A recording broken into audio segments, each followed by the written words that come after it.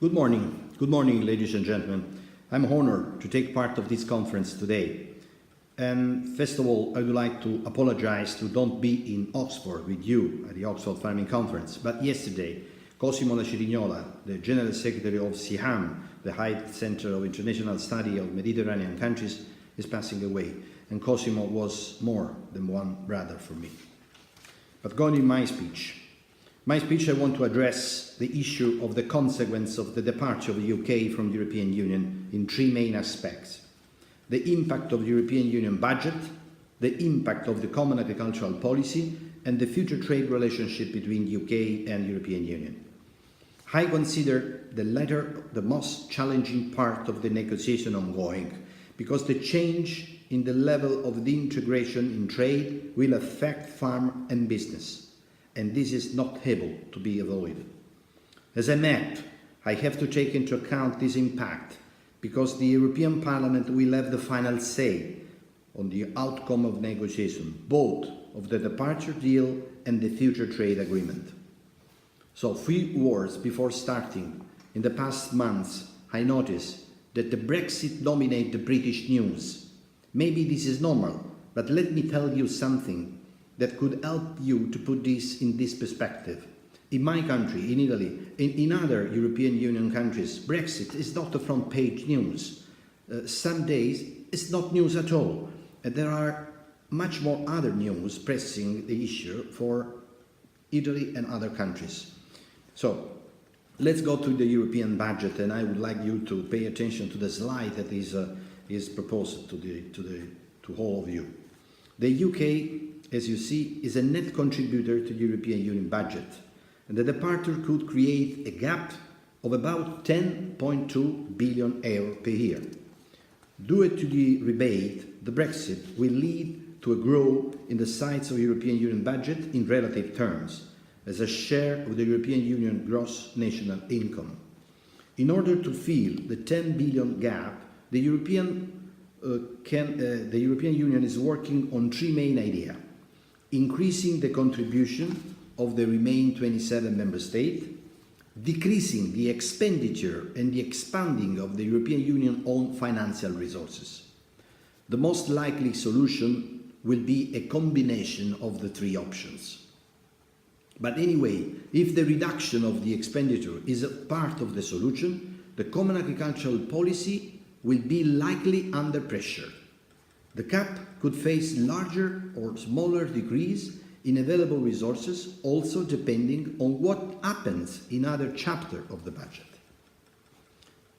About the future of the CAP. The share of the CAP in the European Union budget has decreased after time, but is still more than 35% of the total expenditure. Direct payment alone account for more than a quarter of the European Union budget. The UK departure could open a gap of about 3 billion euro per year in the CAP budget, which is nearly 40%, as I said, billion in total. In order to minimize the possible cuts, some propose the national co-financing of the direct payment envelope, but this idea has not found supporter so far. So, in the future, the CAP could have a lower budget, and this is an element of uncertainty. But the European Union seems to have a clear idea of the future CAP as a policy. We have achieved, most of you knows, we have achieved some result of the simplification of the policy thanks to the so-called omnibus regulation, which I was the negotiator for the European Parliament. In the same regulation, we have made the risk management tools more accessible on set measures to improve farmers' bargaining power in the supply chain. So in the omnibus regulation, we did a good job to make some simplification, to make some step ahead on what will be the next reform. In fact, in the communication, The Future of Food and Farming, that the European Commission has announced further steps exactly in the same direction of omnibus regulation.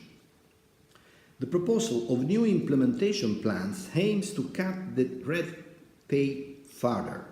As a consequence, the greening will be replaced by a simple and more sensible solution for farmers and member states.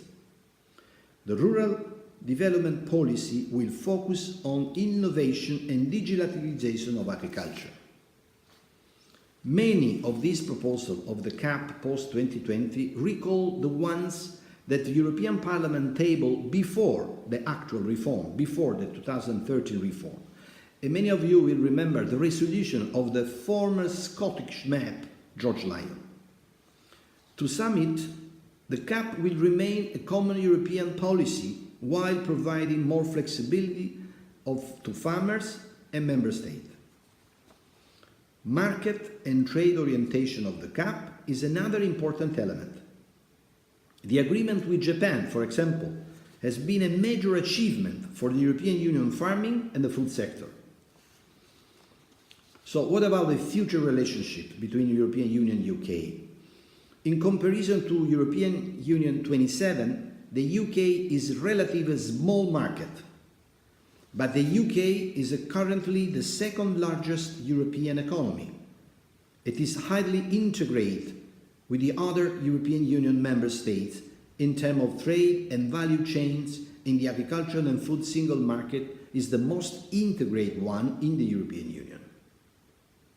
Thus changing the terms of the current partnership will inevitably affect business in the UK and the European Union. According to the European Parliament studies, the magnitude of the impact of Brexit and the European Union farmers on food producers is linked to the economic proximity to the UK. So in the next decades, the impact will depend on the bilateral trade agreement between the European Union and the United Kingdom. A trade deal could be agreed within so-called transition period. It will have to be ratified by the European Parliament and by the more than 35 national and regional parliaments. Trade negotiations usually are very long, and frankly speaking, I'm not sure that 2 years will be enough. According to the negotiation position of the European Union, likely to be officially endorsed in January, the transition period should be even shorter, ending on the 31st December 2020. This position is a matter of logic, because this is the natural terms of the European Union budget period. So it's the ending of the budget period. Of course, it should be in some way at the same time we should start we should conclude the transition period.